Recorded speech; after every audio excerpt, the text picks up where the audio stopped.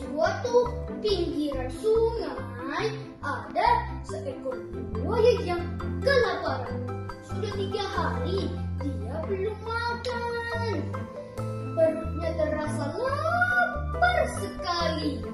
Mau gak mau dia harus makan hari ini, karena kalau tidak bisa-bisa dia mati. Dia pun masuk ke sungai. Buaya perlahan bergerak menyusuri sungai mencari mangsa.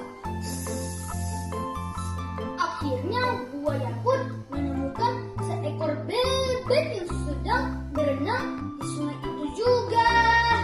Kuek kuek kuek, suara itu yang didengar oleh si buaya. Buaya pun memburu si bebek.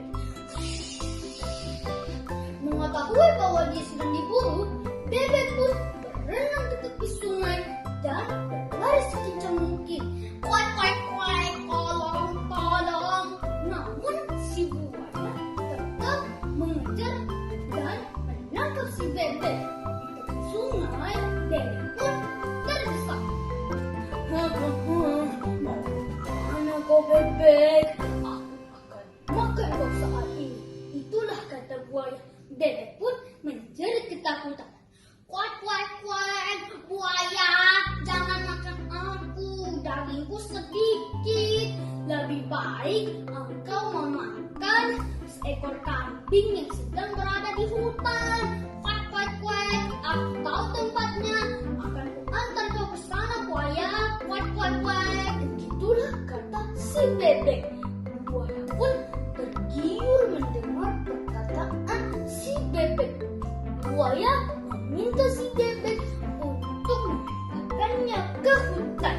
Bebek pun mengantarkan buaya ke hutan. Sampainya di hutan, benar saja ada seekor kambing. Mbe, mbe. Buaya pun perlahan-lahan mendekati kambing itu. Sementara itulah kesempatan bebek kabur dari tempat itu.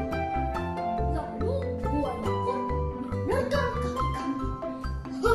Kambing pun kaget dan menjerit. Mbe, mbe, mbe, buaya jangan makan aku, dagingku sedikit. Lebih baik kamu memakan seekor anak gajah yang sedang berada di danau, kata si kambing. Buaya pun memikirkan. Seekor anak gajah sedang berada di danau. Bisa sekali aku tak kenyang makannya, gumam si buaya. Buaya pun meminta si kambing mengantarkannya ke danau. Dan betul sekali, ada seekor anak gajah sedang berada di dekat danau. Buaya pun tergiur melihat anak gajah, sementara kambing lari meninggalkan tempat itu. Buaya mendekati anak gajah dan menerkamnya. Tapi anak gajah itu berlari dan menjerit meminta tolong kepada ibunya. Ibu, tolong aku. Ada seekor buaya yang ingin memakanku. Ibu gajah tidak jauh dari tempat itu mendengar teriakan anaknya. Ibu gajah pun mendatangi tempat itu, menolong anaknya dan menginjak si buaya. Buaya pun menjerit kesakitan. Sakit, ampun, ampun. Buaya pun tidak bisa berlari. Tamatlah riwayat si buaya dan anak gajah itu selamat ditolong oleh ibunya. Nah teman-teman, demikianlah dongeng Andi, yaitu buaya yang serakah. Ada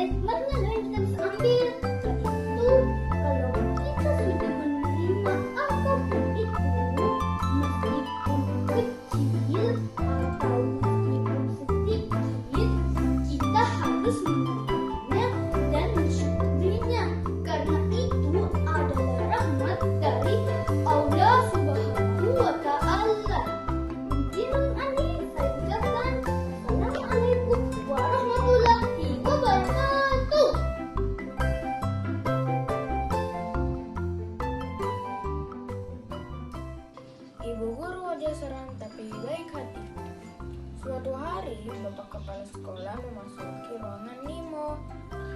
Bapak Kepala Sekolah mengatakan, Anak-anakku sayang, Bapak Guru Tino lagi sakit dan tidak bisa mengajar kalian untuk beberapa hari ini.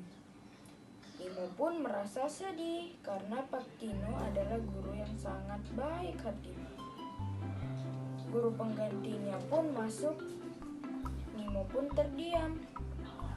"Hah?" kata Nemo.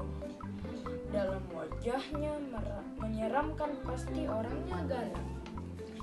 Beberapa lama kemudian, Pak Kepala Sekolah meninggalkan ruangan kelas.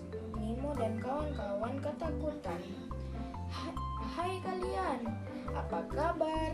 Kenapa wajah yang ganteng-ganteng dan cantik-cantik kok tegang? Kata bu guru baru itu. Kemudian bu guru yang berwajah seram itu mengambil gitar kecil yang terpajang di kelas Nemo dan kawan-kawan. Lalu menyuruh berdansa semua sambil dia memainkan gitar dan menyanyikan lagu. Marilah kemari, hei hei hei hei kawan. Mari bergembira, hei hei hei hei kawan. Mari bergembira bersama-sama, hilangkan sedih, duka lara. Sontak anak-anak pun larut dalam kebahagiaan. Setelah itu, ibu guru baru yang muka seram itu mengajak Nemo dan kawan-kawan bertamasya di bukit belakang sekolah. Ayo anak-anak, buka bekalnya, semua waktunya untuk makan siang. Semua kawan-kawan Nemo membuka bekal makan siang. Ibu guru terkejut, ada siswa teman Nemo yang bersedih. Budi, kenapa? Tanya bu guru berwajah seram. Budi menjawab sambil menangis. Dia lupa membawa bekal makan siang.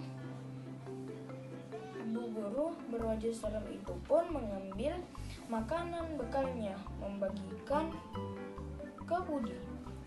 Nemo dan kawan-kawan terdiam. Dan ternyata ibu guru yang wajah seram itu sangatlah baik hati.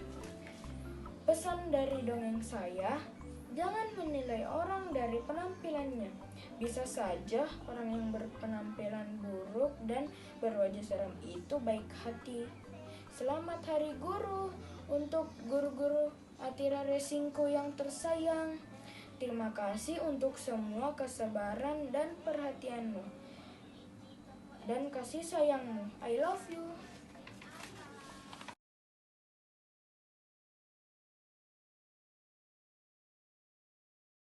Assalamualaikum warahmatullahi wabarakatuh. Hebat-hebat, mana suaramu? Ini suaraku. Saya Fatir dari kelas 4. Mau cerita enggak? Ceritanya yang seru atau yang seru banget? Oke, kali ini saya akan menceritakan tentang seorang guru. Guru yang hebat, yang luar biasa. Siap-siap ya. Pagi hari ada binatang yang membangunkan binatang dan makhluk lainnya. Binatang apa itu? Pintar. Kukuruyuk, kukuruyuk, kukuruyuk. Binatang lain terbangun juga, termasuk Pak Ali. Pak Ali adalah seorang guru di sebuah sekolah dasar. Selain mengajar, Pak Ali juga adalah seorang tukang becak. Supaya siswa-siswi tidak tahu, becaknya diletakkan di tempat yang agak jauh. Kemudian Pak Ali mengajar dengan hebatnya. Dengan pandainya membuat siswa senang. Aku senang kalau Pak Ali mengajar. Apalagi aku. Aku juga senang. Semua senang kalau Pak Ali mengajar. Setelah mengajar, Pak Ali keluar dari sekolah. Anak-anak, Pak Ali mau pulang dulu ya. Iya Pak Ali. Oke Pak Ali. Iya Pak Ali. Hati-hati. Dadah. Pak Ali mengambil apanya? Kemudian mengayun becaknya.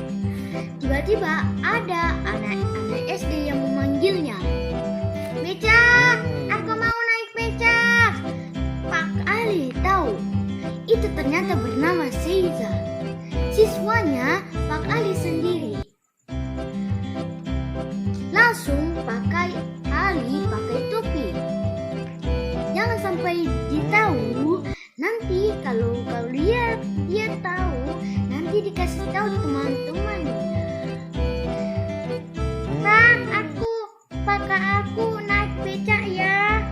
Pak, ya naik aja. Pak Ali mengayun becaknya. Cika. Tiba-tiba angin bertiup kencang. Topi Pak Ali terbang. Ya, aku seperti kenal. Ini kan Pak Ali. Jangan kasih tahu teman-teman ya.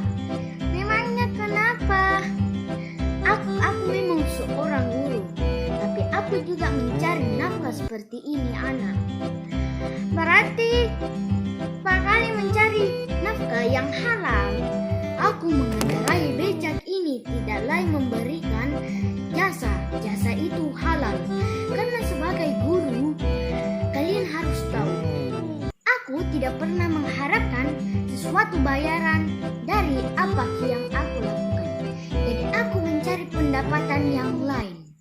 Waduh, Pak Ali memang hebat. Pak Ali luar biasa. Aku senang banget. Pak Ali yang luar biasa patut diberi doa dan penghargaan, tepuk tangan yang meriah. Kalau kau senang hati tepuk tangan. Kalau kau senang hati tepuk tangan. Kalau kau senang hati sebut Pak Ali. Senang hati sebut Pak Ali. Pak Ali ganteng sekali. Pak Ali ganteng sekali.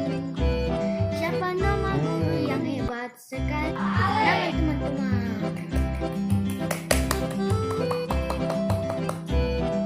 Wassalamualaikum warahmatullahi wabarakatuh.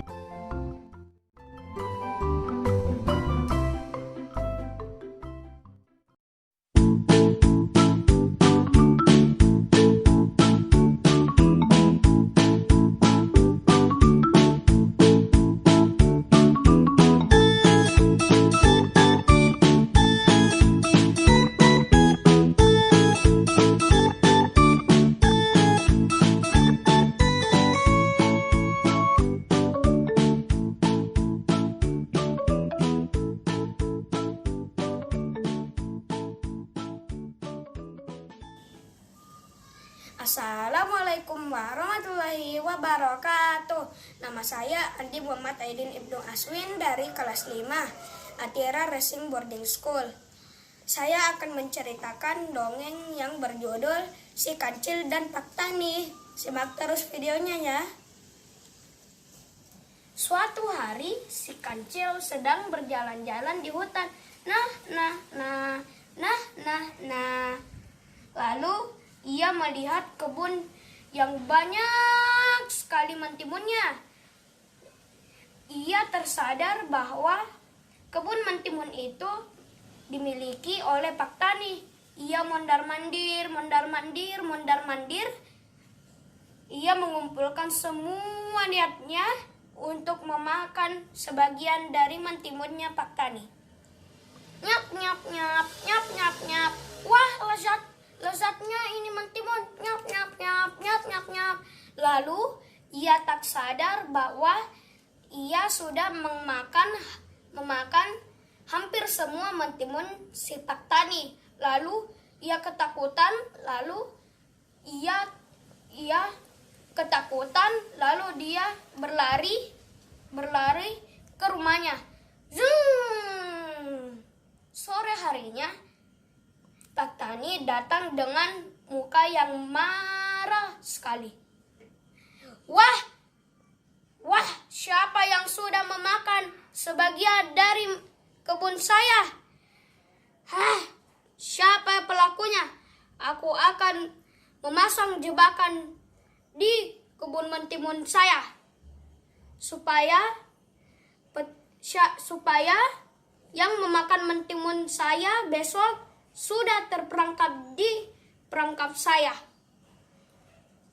Keesokan harinya datang si kancil untuk berniat untuk meminta maaf kepada si Paktani. Pun bertemu dengan orang-orang Ansawa di kebun mentimun si Paktani. Ia mengira orang-orang Ansawa itu si Paktani. Lalu ia menghampiri orang-orang Ansawa itu. Lalu ia berkata, saya meminta maaf karena saya memakan mentimunmu. Ia berlama-lama berbicara dengan Paktani memohon minta maaf. Tapi ia tersadar bahwa Paktani tidak bergerak dan diam saja. Lalu si kancil memberanikan dirinya untuk memegang kakinya si Paktani. Wah, aku terjebak. Wah, tolong aku. Tolong.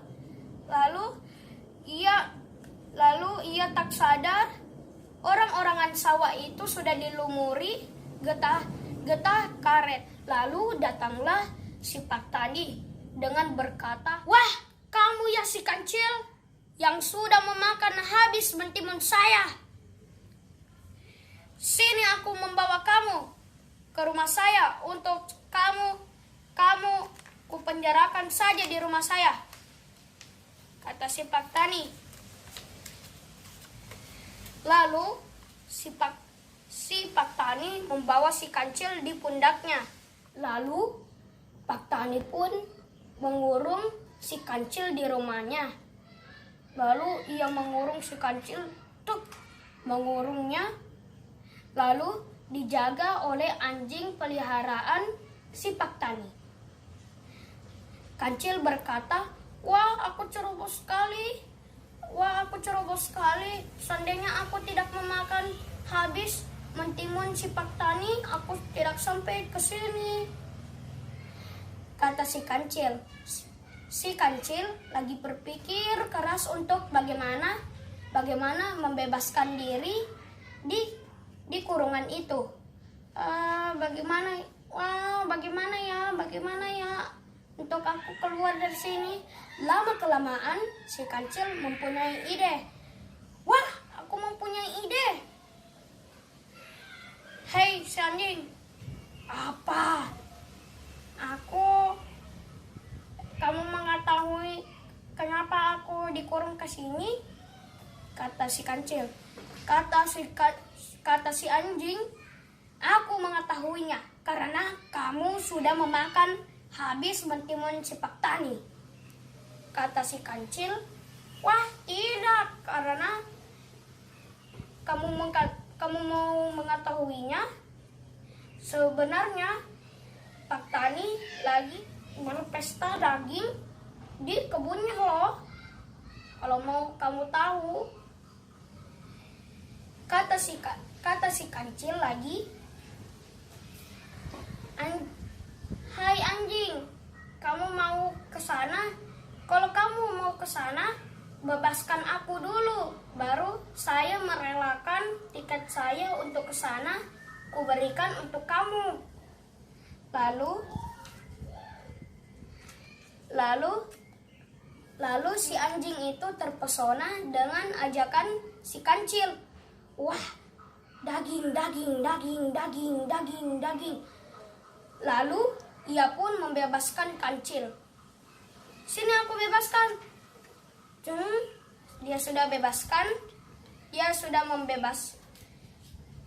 Dia sudah membebaskan si kancil. Lalu si kancil sergap untuk membalikkan lagi perangkapnya ke si anjing.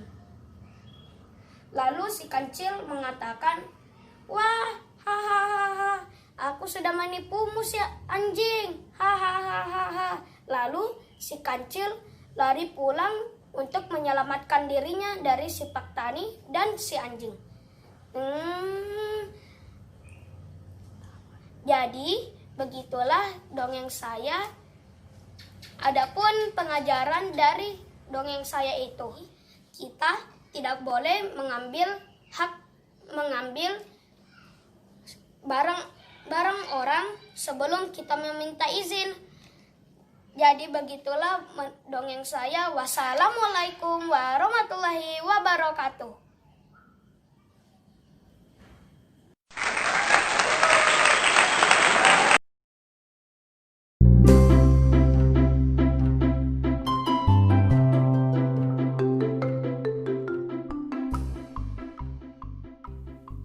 Assalamualaikum warahmatullahi wabarakatuh. Halo teman-teman, nama saya Arin. Hari ini saya akan menceritakan tentang cermin ajaib. Di sebuah kerajaan ada seorang raja yang sudah lanjut usia. Dia merasa hidupnya tidak akan lama lagi.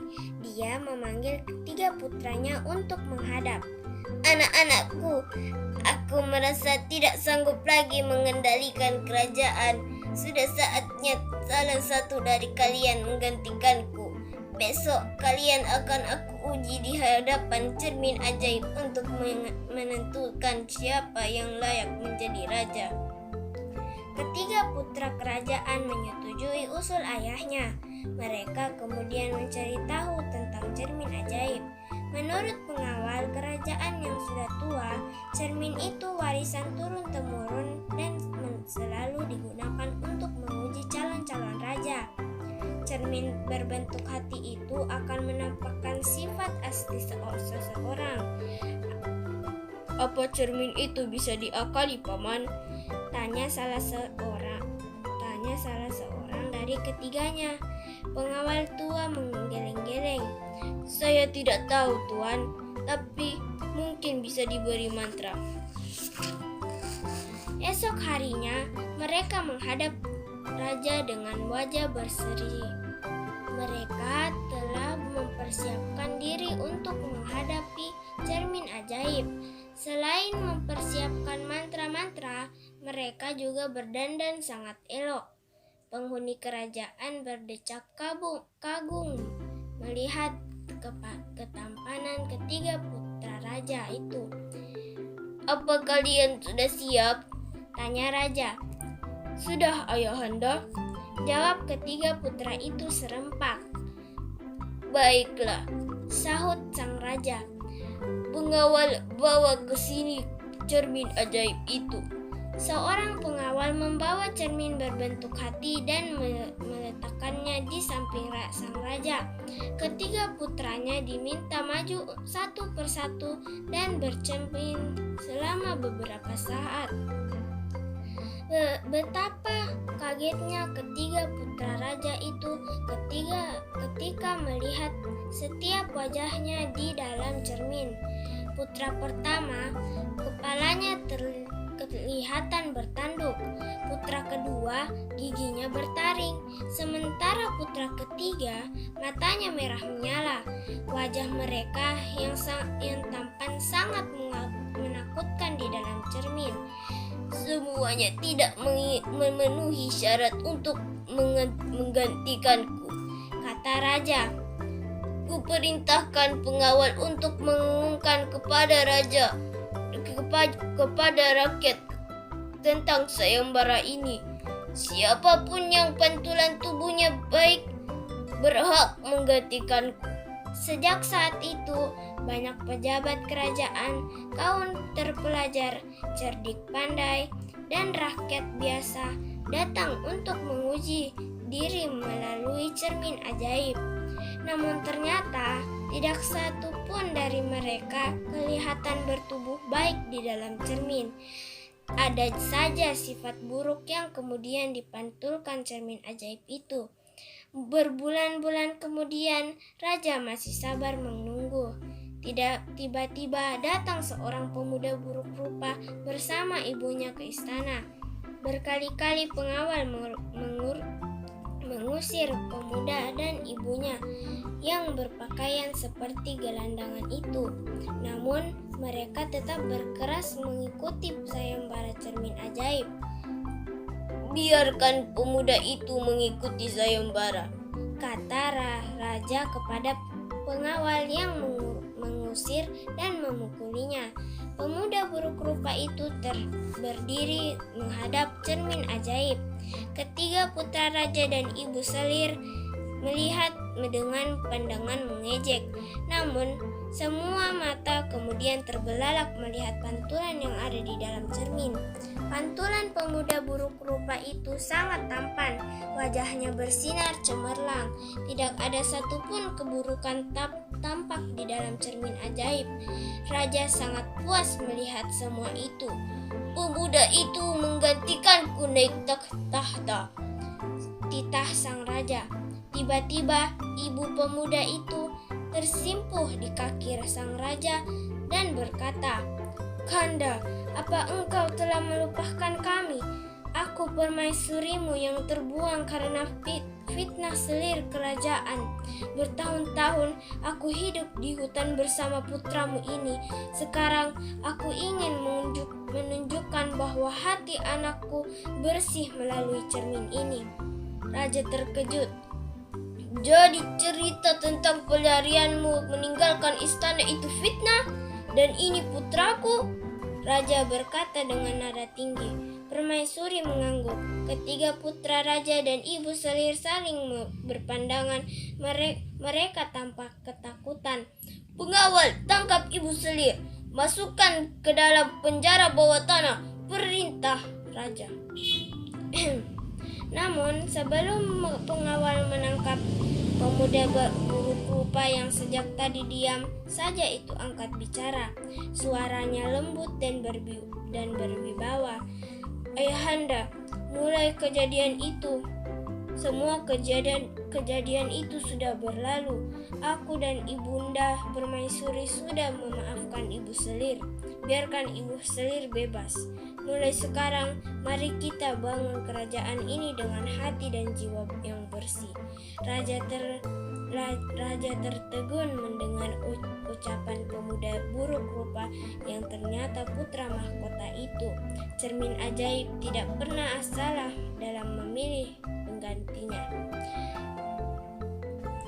Sekian dari cerita saya. Mohon maaf jika ada kesalahan.